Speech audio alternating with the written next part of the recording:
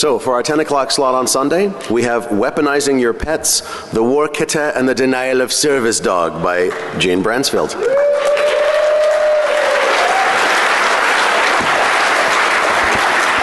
Good morning, DEF CON. I can't tell you what a pleasure it is to be here. I've wanted to present here for a while, so I'd like to start the speech with an impromptu announcement. Never to say big data, APT, cloud, or cyber. So I never said those. 4 times. Good morning, I'm Weaponizing Your Pets. Let's get started. My name is Gene Bransfield. I'm a principal security engineer at Tenacity Solutions. And if you spend enough time with me, you'll figure out I love my job. It's a fantastic thing to wake up in the morning and like, let's go to work and get paid and do cool stuff. And people hang out with me like, oh, tell me more about your job. This, that, they want my job. And the joke's on them because they can't have my job. I'm going to be the guy that dies on like the Friday of a long weekend, and they'll come in Tuesday morning and there I am in the corner and they'll clean me up, say, don't step on that stain over there. That's the Gene Bransfield Memorial stain on the carpet. So what's this talk about? This is talk about having a humorous idea, bringing that idea to fruition, stories of triumph and woe, and valuable lessons learned. And I've got a lot of slides, so let me get started. Weaponizing your pets. Why in God's name would you want to do that? So the background is 15% of the world's internet traffic is dedicated to cats. That's right, we have the whole world's knowledge base at our fingertips and we watch cats and other things online. So I find most tech briefings boring, and I know lay people find them boring, and I have to give them. And the minute I get the least bit technical, I can see people's eyes glaze over. They start thinking of jujubes or whatever it is they think of. So I started including pictures of cats and humorous stories around cats. In fact, this is the picture that started it all. Oh, shut up. That's awesome and you know it.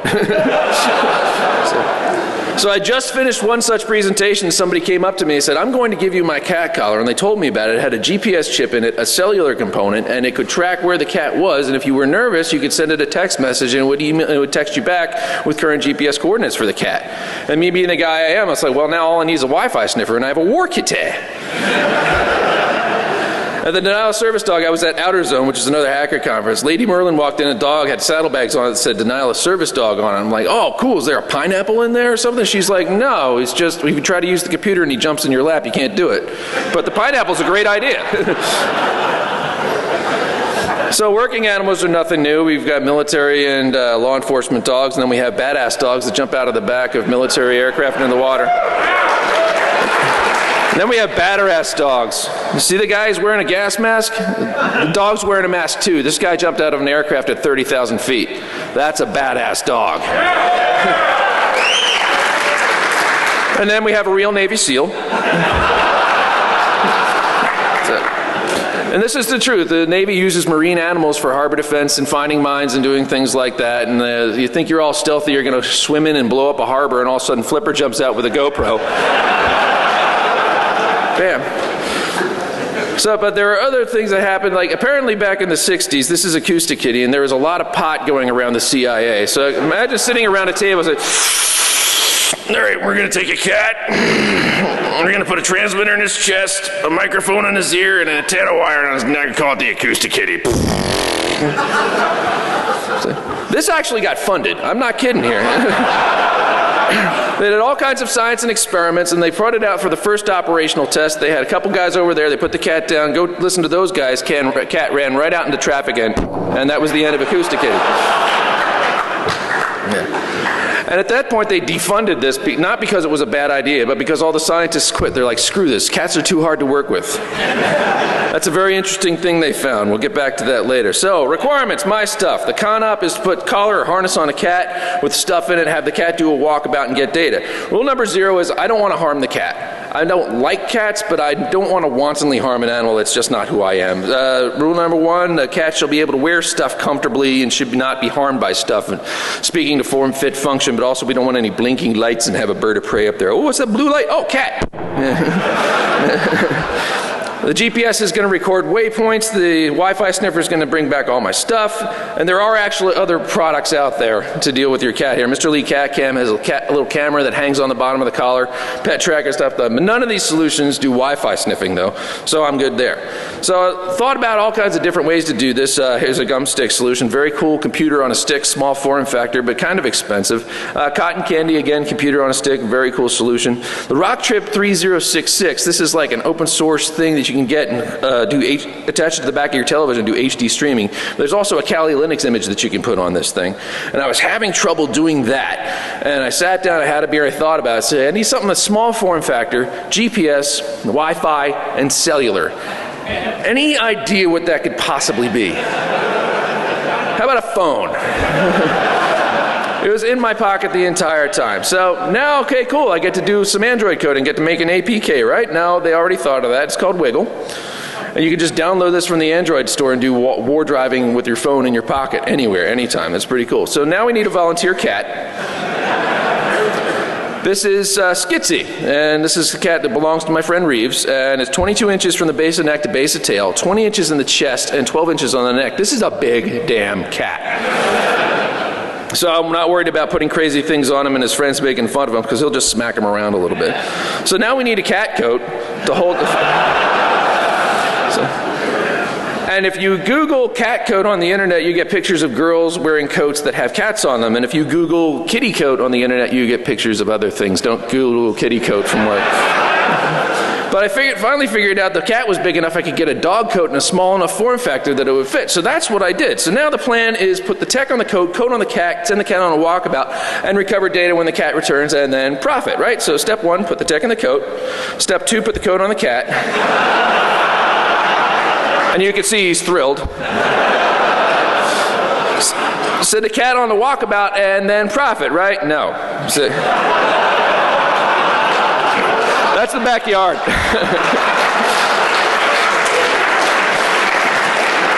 So what could have possibly gone wrong here? Well, it's obvious we didn't put the coat on tight enough. So we put the tech in the coat, put the coat on the cat, slap it real tight this time, and send him on a walkabout, and we wait. And we wait, and we wait, and we wait. It's like 18 hours later, people are freaking out, and finally people see you here by the back door, a meow, and you open the door, and there's the cat.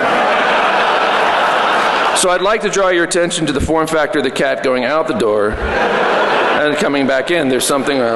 So we failed on that, and the last known GPS location of it was right here. And we went, and it's not there. So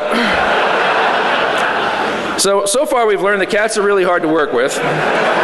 You should always test your expensive stuff out before sending it on a cat someplace. I'm going to need an Amazon Prime account. And they were worried about the cat, so no more coat. And so I have to think about a different situation. So I was talking to my friend Bill about this, and he laughed. And he said, why don't you try Arduino? It's a small form factor, low power consumption. It does exactly what you need, no more, no less. And there's all kinds of chips and solutions out there. So I'm like, my first question is, what the hell is Arduino? Turns out Arduino was like a project for some researcher in Italy. It was his master's thesis. He's like, there's open source software out there, so why not open source hardware? It's really cool. It comes in a small chipset that you can stack them on top of each other. Lots of expansion shields. You can make robots, remote control cars, etc. This guy used it to check the food in his freezer. This guy used it to, he puts the glove on, he moves the glove and the robot hand moves. And this guy used it to cheat on his video games. Relatively small form factor. The good news with Arduino is it's open source and relatively inexpensive until the cats start losing it and you have to buy 9 of them.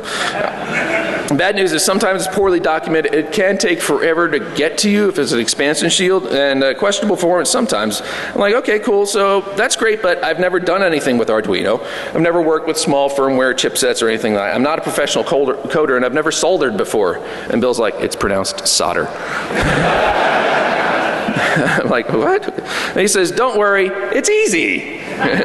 Famous last words. So the plan now is to get some basic Arduino stuff, decide on the most accommodating form factor, put it all together in a collar, and then figure out something for the denial of service dog. So I went out and I bought the how-to book on the Arduino stuff. It came with an Arduino Uno and a whole bunch of guides. I did a whole bunch of learning and reading up on engineering and electronics and stuff. I get the flashy things flashing when they're supposed to flash, and the non-flashy things not flashing when they're not supposed to flash.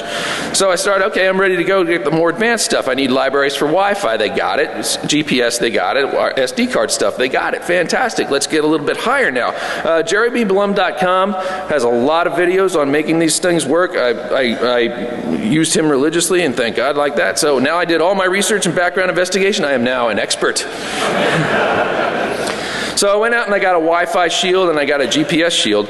So the plan I had now is to get the Wi-Fi collecting stuff and writing it to an SD card. Get the GPS stuff writing to an SD card, combine the two, and then profit. So the Wi-Fi shield was really cool. It was easy to set up. Drivers worked right away. It was even talked about on the Arduino website. Messing around with some parameters and variables, and I've got my solution right there for that. That was easy. So GPS, not so much easy. A little bit about GPS. The NMEA string is what the satellites are broadcasting up there. National Maritime Electronics Association.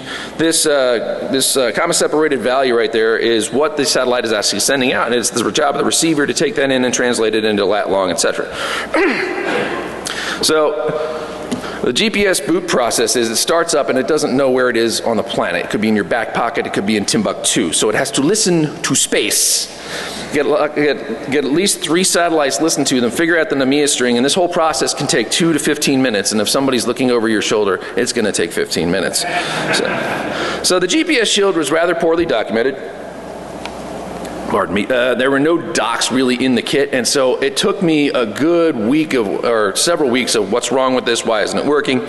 Finally, at the very long end of a research effort, I found out that the baud rate is supposed to be 34,800. And I wanted to get some demonstration of how it was poorly documented, but now I go online, I can't not find that the baud rate is 34,800. I don't know why. So, put all the components together, pardon me. The Wi-Fi shield you see is sitting on top of the Arduino Uno. They stack right this. The GPS shield is off to the side because I wanted to reuse some of the pins. And so I put this all together and I combined the code strings and I get this weird error about 80% memory utilization. And I'm like, well, I see that on Windows all the time. Blow that off. Go for it. Yeah. After a little while, I was like, no, they were telling me the truth. 80% utilization, the chip can't work anymore. There's only 32K of memory on an Arduino Uno. The Arduino Mega, however, has 256K of memory. So that's good. So I went out and purchased the Mega, and you can see it fits exactly like the Shield does. Put that all together, messed around with some variables, did some stuff, and woohoo, it works. I now have a working prototype. So the Arduino Mega 2560 is mo memory, mo beta, mo ports is mo beta, but mo size is not mo beta. So I searched all over the internet trying to find something. It says TinyDuino 2560 from jkdevices.com. jkdevices.com is a complete ripoff, and I told them I was going to mention that during my talk. They never sent me my stuff, so DEF CON knows about that. So, but I didn't know about that at the time, so now I need a Wi-Fi chip, the Adafruit Wi-Fi chip breakout board right there. Also looking into another form factor. This is the Spark Core, and it's got, I call it the Arduino mullet because it's got Wi-Fi in the front and Arduino in the back. And of course we need a GPS chip, the GP635T, an SD card breakout board for writing all this stuff down. So the Mega Mini, the Arduino Mega worked, but the Mega Mini, it said, is going to be 4 weeks to ship, and other solutions are too big in size or too small in memory. So I went with the Spark Core, which is also having problems shipping, so I borrowed one from my friend Bill, who got me started on this in the whole place. So the tech on the Spark, the ARM has a 32-bit M3 CPU, that's cool. 128K of memory, more than I need. SPI and I2C compliant, those are like the connection protocols between chips and peripherals. It's kind of like the internet between microcontrollers. It had that. A TI CC3000 Wi-Fi chip, it had that. Arduino compatible? No. And people say yes it is because they're chip heads and they know the difference, but me, I'm not a chip head yet. And when you say it's Arduino compatible, that means it will work with my external components, and I can just cut and paste the code from one thing to another. But that's not how it works. The Arduino is one thing, the Spark Core is another. And long story short, I'm going to have to start all over again from scratch. And that made me not happy. But despite all this problem, the Spark is very, very cool. It had a really dedicated core group of developers, and I'd be looking on the forums, and one guy came in there, you know, I'd really like to see it do blah. And some developer would stay up all night, and the next morning, boom, there it is. And so, shout out to PK123, who helped me a lot on my project. And so I figured, well, all this stuff is getting updated. Let's see what happens. So libraries. Somebody posted SD card libraries to the forums. They compiled for me. Great. Somebody posted GPS libraries to the forum. They compiled, and they worked with my GPS shield. Cool. So Wi-Fi libraries, not so much, because the the Spark core builds itself as an Internet of Things device. And you're going to say that a couple times because it screwed me a couple times. So Wi-Fi is really in the background as a service. You're supposed to do your coding up front, and they're just supposed to connect you to the internet for your stuff. It's not there to mess with. But I want to mess with it. So the Adafruit board that I bought had the exact same chip on it. And Adafruit had their libraries available for download. So I figured since it's the same chip, I could download these libraries. And I'd messed with it before, because you know how Thomas Edison said I found 100 ways not to make a light bulb before I finally found a way to make a light bulb? I found a lot of ways to not make a kitty collar. So I messed with these things, and I had some SSID scanning stuff where I just copied and pasted it, put it in there, and bam, it worked. Yes. So now I've got the GPS working on the Spark, I got the SD compiled on the Spark, SSID collections working on the Spark. Now I got to start working with those tiny components that I bought, and that means soldering. Who out there knows how to solder and likes it? Yeah, you see that? Yeah. Soldering is my new least favorite activity. For those of you who are getting ready to learn how to solder, I got some rules for you. Rule number 1 is don't touch the pointy end. That's where the hotness is. Rule number 2 is always remember where you put the soldering iron down. If you violate rule number 2, you're going to violate rule number 1.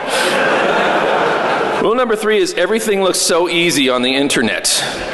And it's not. So that notwithstanding, my first attempts at soldering went rather well. I got the SD card breakout board here. This is all my breadboard stuff. The chip's on the left-hand side. There's a quarter of the SD breakout board. And I had to solder headers onto the end of the cords for the GPS antenna. So that went pretty good. Now at home testing, everything went great. And I was getting sniffing, I was doing the stuff, I took it out in my yard, I watched my neighbor's Wi-Fi, and then I took it in a car ride and there was massive failure. Nothing, I didn't collect anything. Why not? Well, again, the Spark is an Internet of Things device. It's never meant to be not connected to the internet. So I was talking to the guys on the forums about how do I do this, and they were speaking about power consumption, and I was like, oh yeah, turn that chip on and off because it's just going to suck power. So, but when you turn it on, make sure you encase all further code in a if status equals Wi-Fi on clause. If status equals Wi-Fi on only returns true if it's connected to a known Wi-Fi access point. And if I'm a half mile down the road, that's not going to happen. So what I did is I noticed that I could turn on the chip and then do my SSID scan real quick before it actually made a connection, and that worked perfectly. So I removed that code from my stuff, and that's all I needed anyway, so now I'm back on track. So I took it for a drive and I got data back, and I'm like, yes! And then I started looking at the GPS cords and popping them into Google Earth, and I was driving on the highway and they had me off in a lake. And I was sitting at my house and they had me halfway down the block. I'm like, what's going wrong? Well, whoever posted the GPS libraries, they did the NMEA conversion incorrectly. So now I'm back to having no GPS libraries. So when I was working on the Arduino stuff, I had the GPS++ stuff that I'd really like to use. I loved Tiny GPS++ because it was very easy to interact with and had everything I need. So I need to find a way or find someone to put this GPS++ into the Spark stuff. And so I talked to my friend Bill, and he said, well, why don't you just port the libraries? I'm like, well, how do you port libraries? And he explained it to me in a way similar to my rocket science story, which is having drinks in a bar with somebody, and this guy joins our conversation, and he's a pretty cool guy. So eventually the question comes up, wait, what do you do for a living? He's like, I'm a rocket scientist. I'm like, no, seriously, what do you do for a living? He's like, no, seriously, I'm a rocket scientist. And so that's cool. What do you think about the phrase, it's not rocket science? And he's like, well, I laugh at that because, you know, there's some science and engineering that goes into building the rocket and putting the fuel in them, but at the end of the day, you just put the rocket on the launch pad, hit the red button, and hope for the best. Sometimes it blows up, sometimes it falls over and blows up, sometimes it gets all the way to space and then blows up. And the hard part is not getting new rockets, the hard part is getting more monkeys to put in the rockets. Oh, listen, guys, oh, don't hurt the monkeys. It's a rocket science joke. So anyway, that's how you port libraries, as it turns out. You change the Arduino stuff out with the Spark stuff. You hit compile, listen to it scream at you, then you go fix what's screaming about, and you keep doing that until it doesn't scream at you anymore. And if the compiler screams at you and you scream back, you only really succeed in scaring your wife. So, so I did that for a couple hours, and bam, it works. I have now ported libraries. I was so proud of myself, I posted them to GitHub.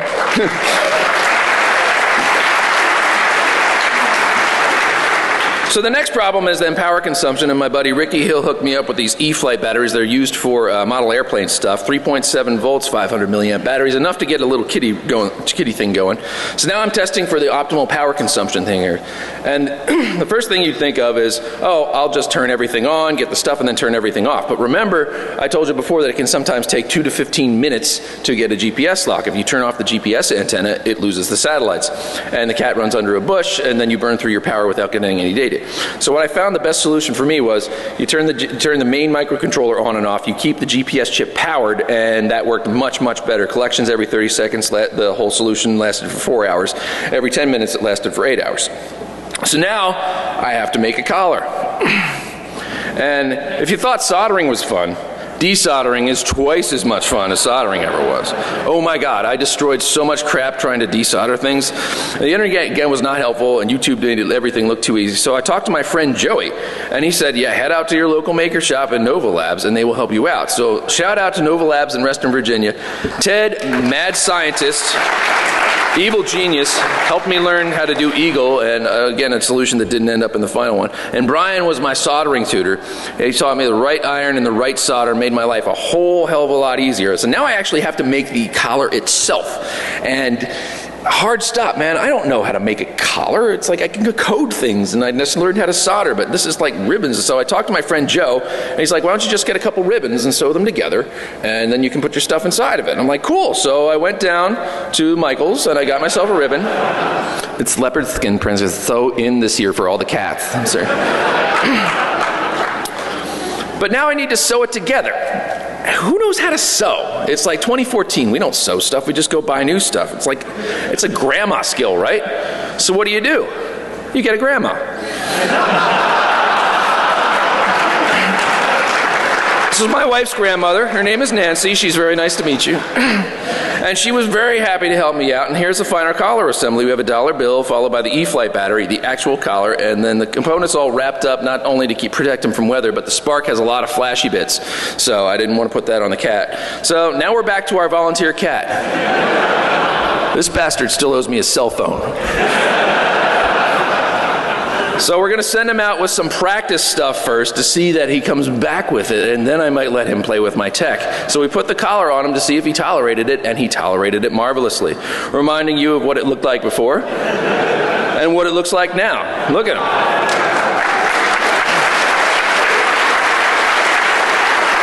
It's all cool, except you see that little bit behind his head, that little metal bit, that's the name collar. It's supposed to go on the bottom because the GPS chip is directly opposite. So we have to put a weight on it, so I went down to Ranger Supply. It's a war Kitteh, it's a bullet. So now the new plan is the tech goes on the collar goes on the cat goes for a walkabout, and profit. So initial deployments were nothing. I'm like, no, I know this works. So I grabbed all my stuff and I went out to my buddy Reeves' house. I did all the diagnostic and everything is working fine. So I'm like, what's going on? So we put the collar on the cat, we had a couple beers. Cat walked under a bush and he hung out under that bush and licked himself for 20 minutes. People are like, he's cleaning himself. I'm like, yeah, with his tongue, he's licking himself. And so I said, hey, Reeves, is that the cat under the bush? He's like, no. And he walked over to the bush. He's like, yes. And he grabs the bush and he shakes the bush and the cat goes running.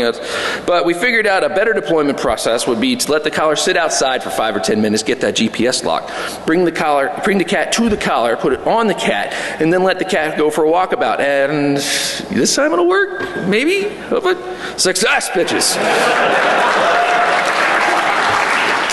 Here's the initial results, obfuscated for obvious reasons, and I've got somebody contacting me off the internet, and he said, hey, I can help you out with visualizing this, and check this out. Somebody did this for me. That's awesome. I'd like to point out that I've been working on this for a good number of months, and the damn cat never left the front yard.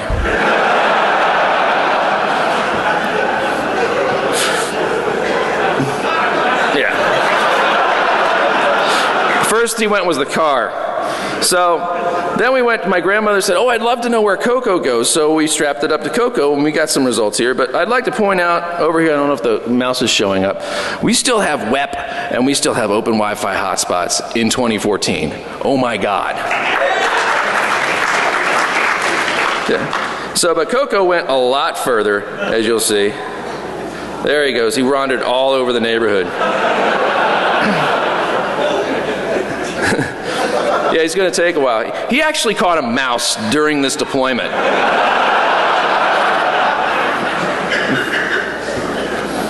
That was very, very cool.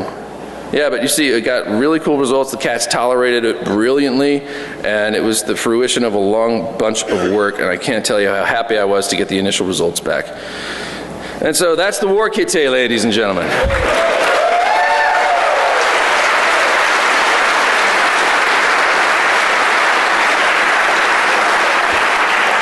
So now we move on to the denial of service dog.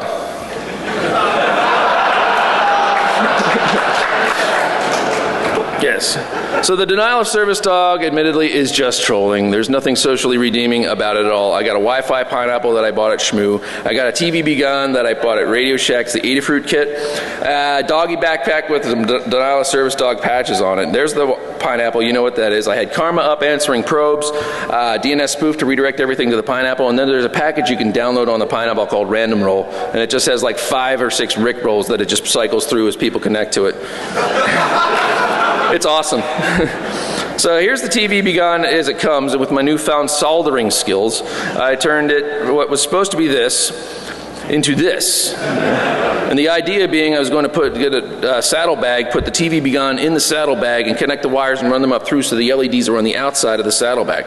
And so now I need some patches, and holy crap, how hard is it to get somebody to make you patches these days? Nobody does it anymore except on the internet. So, we'll sell you 500 of them at $5 a piece. I'm like, no. So I beat the streets for quite a while, and thank God I found Arena and Friends at Joann's Fabrics in Sterling, Virginia, and they made me a denial of service dog patch. I like the little Wi-Fi thing right there. So I have a video demonstration to prove that it works here. So you see there's the denial of service dog stuff and the Adafruit stuff all wired up, and there's the LED sticking outside of the saddlebags. I ran a wire up the leash and have a button in my hand right there. I used lacrosse tape to tie the wire onto the leash. The idea is you hit the button right there, you see the little green light start flashing on the Adafruit kit, and then the TV will then just turn off. Bam. And here's a demonstration video of the stuff working.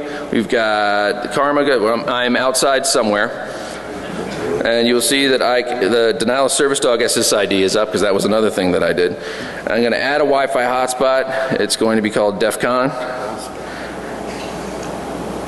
And I'm filming with one hand and typing with the other. Forgive me how long it took to do this. Try to connect, and Karma's going to go, oh, that's me over here. So he's going to pop up. I'm going to connect. And then I'm going to go out to the internets. Excuse us. Excuse us. We're going to have to interrupt you for just a minute here. I said welcome to DEF CON earlier. We've got a tradition here. And if you've never seen this tradition, it's a wonderful tradition where new speakers get welcomed to DEF CON with an appropriate beverage of choice. So, since Gene has never spoken at DEF CON before, we decided to welcome him, even to the extent of interrupting his presentation. And we'd like to welcome him to DEF CON for the first time speaking. Cheers.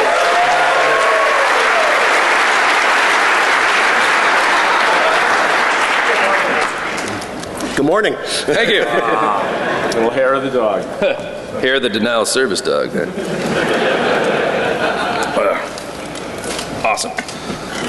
So long story short, let's see, where was I? Oh, yes. So I'm playing with this. I wish there was a way to speed this up. But we're going to go through it all again because, oh, wow, that's good stuff, man. So I added DEF CON to the whole thing. And Karma's going to see that probe go out. It's going to grab it, say, hey, that's me. It's going to pull it back into the Wi-Fi pineapple. And that's how it all works, and it works brilliantly. See, it's just going to pop up, bam, I'm DEF CON. The funny part is I tried to do this again later. I just turned on my phone. It's, oh, there's the DEF CON AP. Bam. And you see I'll go up, it's like, da da da da da da circus, da da da da da afro. And so I'm going to go to CNN. And it's going to come back up, polka dot, afro. So that's how that thing works. So now we need a volunteer dog to be our denial of service dog. And you'll notice that this volunteer dog is a Doberman Pinscher. Have you ever seen a Doberman Pinscher service dog? No. Well, now you have. So our volunteer dog is quite possibly the most anti-Doberman Doberman. When I got there, he just loves everybody, and he ran around the yard for 10 minutes. Like, oh my God, so happy, new people, new people, new people. And so we dragged him inside the house and put the backpack on him, and he stood like this for 10 minutes.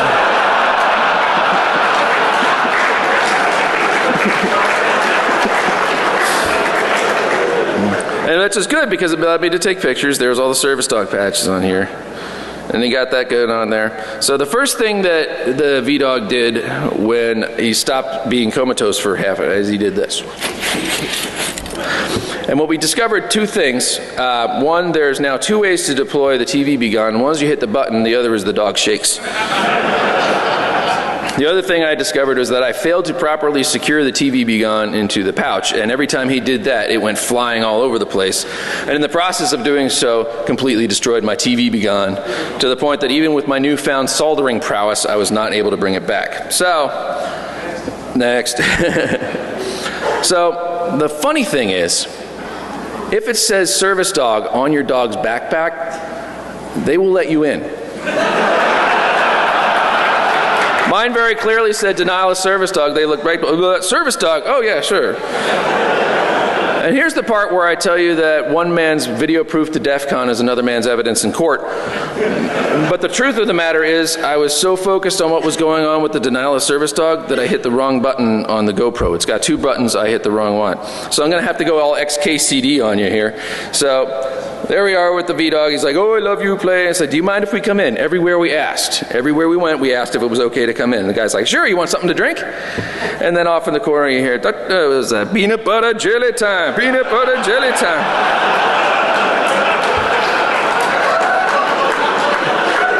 And I'm taking some artistic license here, but still.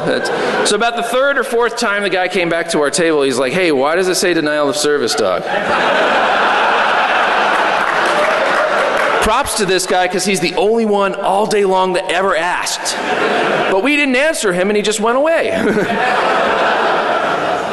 So you want to go into a sports bar and you hit the button and it's like, oh, ball, play. And you know, if it just happens to be, I don't know, the World Cup game, the Argentina semifinal, and you hit the button and it goes away. You're like, I said, never gonna give you up.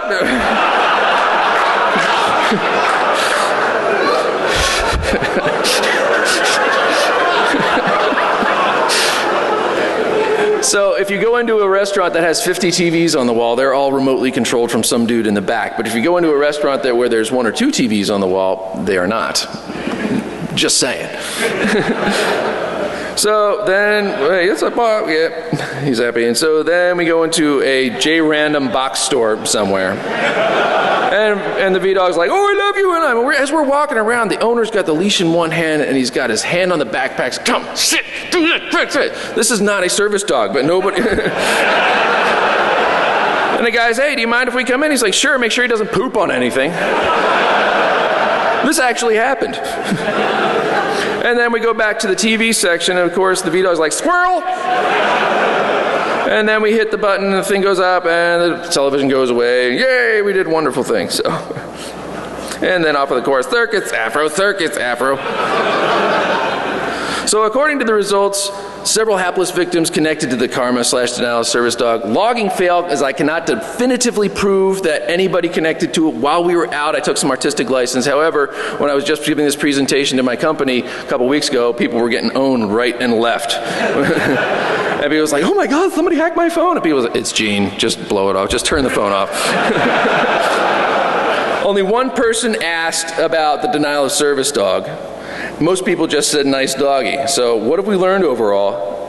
A tech hobbyist with no prior firmware experience can create a functional war Kitteh collar in a relatively short amount of time.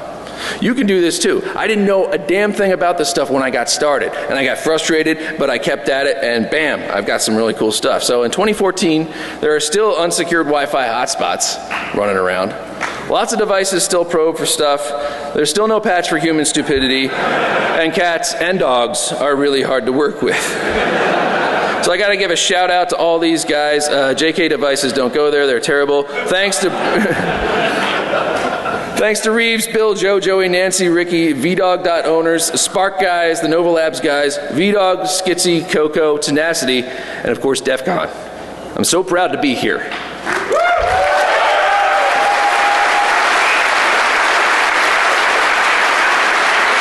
All anybody ever hears about hackers is that 1.2 billion passwords got stolen, or was it 400,000, or did it actually happen?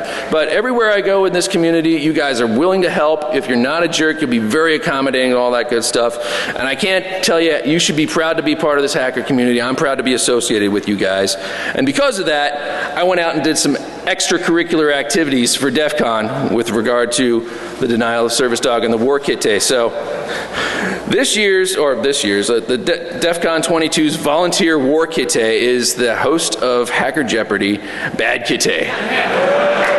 She's wearing the collar, folks. Look at her.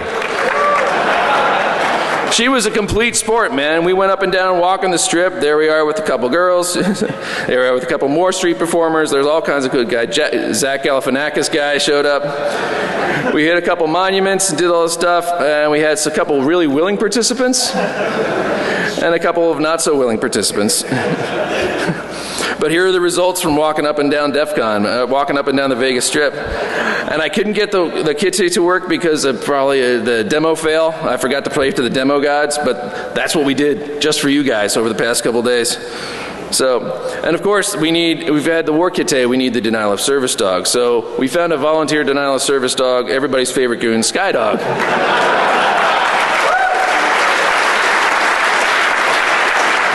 And so I was explaining to him what I'd like him to do and all this good stuff and when he'd have time, and he looks at me and he said, Gene, I don't need a backpack to denial of service somebody.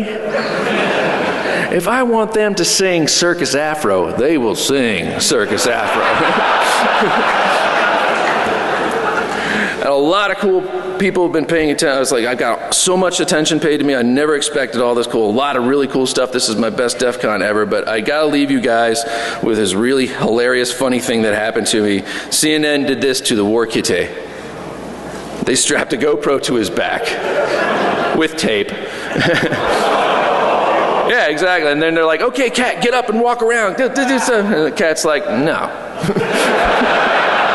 The cat's like, I'm not going anywhere. Screw you people. And so CNN found out what I had so desperately found out over this whole thing, is that cats are just damn hard to work with.